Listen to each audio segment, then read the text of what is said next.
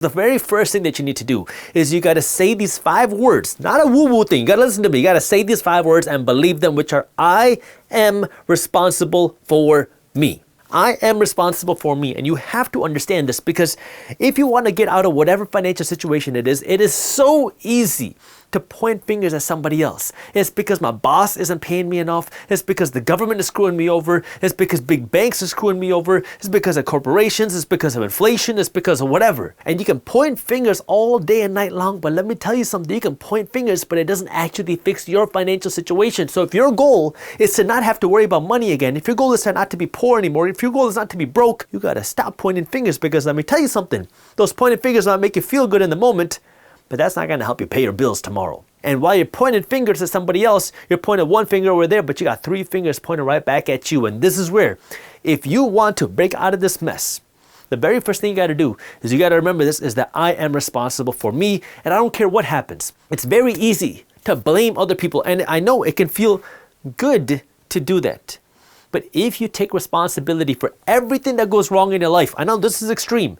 Anything that goes wrong in your life, you're sitting there at a red light and somebody comes and hits you from behind, it's your fault. If you're sitting there and somebody spills water on you, it's your fault for sitting there.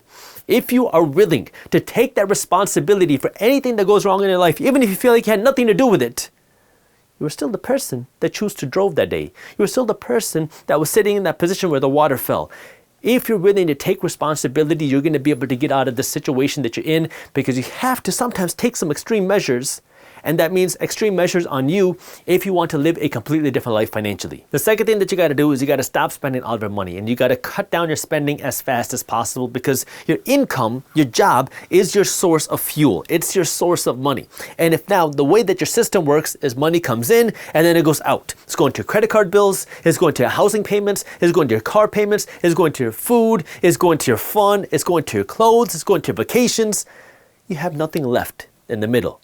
And this is where now, if you want to break out of the system, you got to stop spending money. You got to keep that money for yourself, because what happens is when you go out and you spend that money, you're making somebody else rich. When you're going out and making your car payments, you're making somebody else rich. When you're going out and you're paying that expensive mortgage, you're making somebody else rich. When you're going out and buying the watch, you're making somebody else rich. When you're going on the vacations, you're making somebody else rich. Now, nothing wrong with these things when you can afford them, but if you are in a situation where you can't, or in a situation where you're not happy with your money, you got to stop letting go of your money. Now you might say, but Jaspreet, I'm in a situation where I got a lot of debt I got to pay back. I got a lot of things that I got to kind of get rid of. Then you got to stop spending money on other things. And this sometimes can be difficult. In fact, a lot of times it can be difficult, because that means you might have to downsize. You might have to sell that car that you have in your driveway and drive a beat down 2002 Toyota Camry. And that can be tough. Maybe even a 1998 Toyota Corolla, depending on where you are. But you gotta be able to get into a situation where you can keep some of that money for yourself. Maybe you gotta sell some of your watches, maybe you gotta sell some of your clothes, maybe you gotta stop eating at Whole Foods, but there are ways for you to cut back.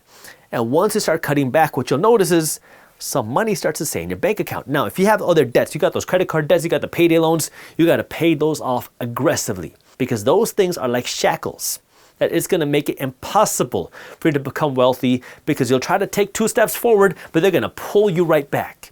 And this is where, when you have those high interest debts, you got to stop spending money on other things and work to pay down these high interest debts. And what I like to say is, if you have credit card debt, you cannot, hear me carefully here, you cannot afford a Netflix subscription.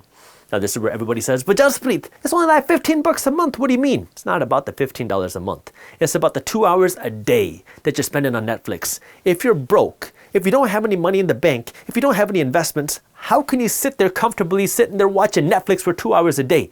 It doesn't make any sense. If you want to get out of the situation, you got to have a little bit of a fire on your you-know-what. And this is where now you got to get rid of the Netflix and use that Netflix time for education time. Read books on financial education. Read books on how to advance in your career. Read books on how to earn more money. Read books on people management. Read books on how to invest your money. Read books on how to be better.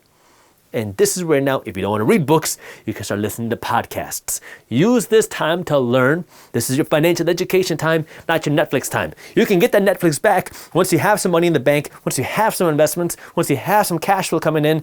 Once you have that, then go get some Netflix.